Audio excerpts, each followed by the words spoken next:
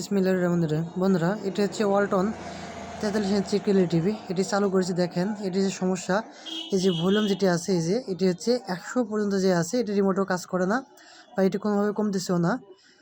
এটির যে সমস্যা সেটি হচ্ছে মূলত কোন জায়গা থেকে হচ্ছে, আইসি থেকে বা বাটন থেকে বা কোন জায়গা থেকে হচ্ছে সেটি আপনাদের দেখাবো। আমি যদি রিমোট প্রেস করি, দেখেন রিমোটে কিন্তু কাজ করছে না, ভলিউম কিন্তু কমেনি। যে দেখেন ভলিউম কিন্তু কমতেছে না। এখন হচ্ছে আমি যে কাজটি করব, এটি সম্পূর্ণ খুলে নেব, ব্যাক পার্ট খুলে নিয়ে আপনাদের কাজটি করে দেখাবো, কোথা থেকে সমস্যা হচ্ছে সেটাও দেখাবো।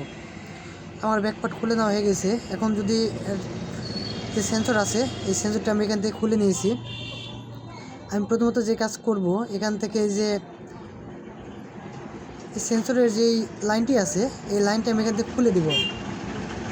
সেন্সরের লাইনটি খুলে দিয়ে আপনাদের দেখাবো যে আসলে এর কোনো সমস্যার সমাধান হয় কিনা। অনেক সময় বাটন কিংবা আয়ার থেকেও এই সমস্যাগুলো হয়ে থাকে। দেখেন আমি হচ্ছে এখান থেকে যখন এই কেবলটি খুলে নিয়েছি, এখন দেখেন এখানে কিন্তু আর ভলিউমের যেই চিহ্ন ছিল 100 পর্যন্ত উঠেছিল, সেটা কিন্তু আর নাই।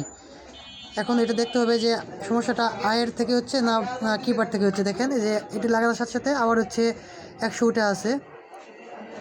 আমি এটি যে কাজটি করব, প্রথমত এই যে কিবোর্ডের যে লাইনটি আছে, কিবোর্ডের যে লাইন, এই কিবোর্ডের লাইনটি ভোল্টেজটি কেটে দিব, 5 ভোল্ট যেটা আছে কেটে দেব, কেটে দিয়ে দেখব।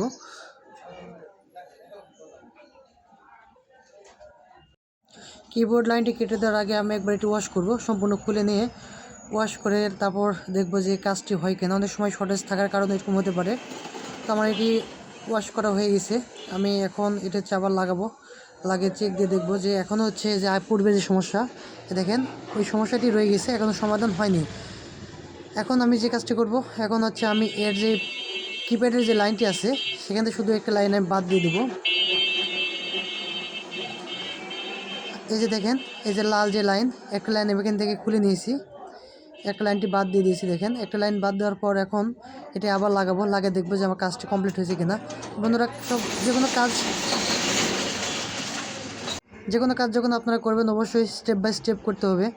দেখেন আমি হচ্ছে এখন যেই কিবোর্ডের লাইন সেটা বাদ দিয়েছি। দেখেন এখানে কিন্তু এখন সবুজ বাতি জ্বলে আছে। আর প্যানেলে যদি দেখেন, এখানে কিন্তু আর কোনো এই যে ভলিউম প্লাস ছিল সেটা কিন্তু আর নেই, ভলিউম উঠেছিল সেটা আর নেই। এখন তো রিমোটও কাজ করছে, দেখেন বাড়তেছে কমতেছে, এই যে রিমোট দিয়ে এখন কাজ করতেছে। আমার কাজটি কিন্তু এখন কমপ্লিট হয়ে গেছে। তার মানে বন্ধুরা, এখানে সমাধান হলো কীভাবে, এই যে কিপ্যাডের যে লাইনটি ছিল সেটি মূলত খুলে দেওয়ার ফলে কাজটি হয়ে গেছে। এই সমস্যাটা কিপ্যাড, আয়ার, অনেক সময় মেন আইসি থেকেও হয়ে থাকে। তো এই ছিল একটি ভিডিও বন্ধুরা। ভিডিওটি যদি ভালো লেগে থাকে তাহলে অবশ্যই লাইক, কমেন্ট, শেয়ার করবেন আর আমার চ্যানেলটি সাবস্ক্রাইব করে রাখবেন।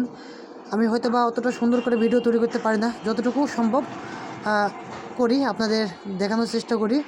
সবাই ভালো থাকবেন, সুস্থ থাকবেন।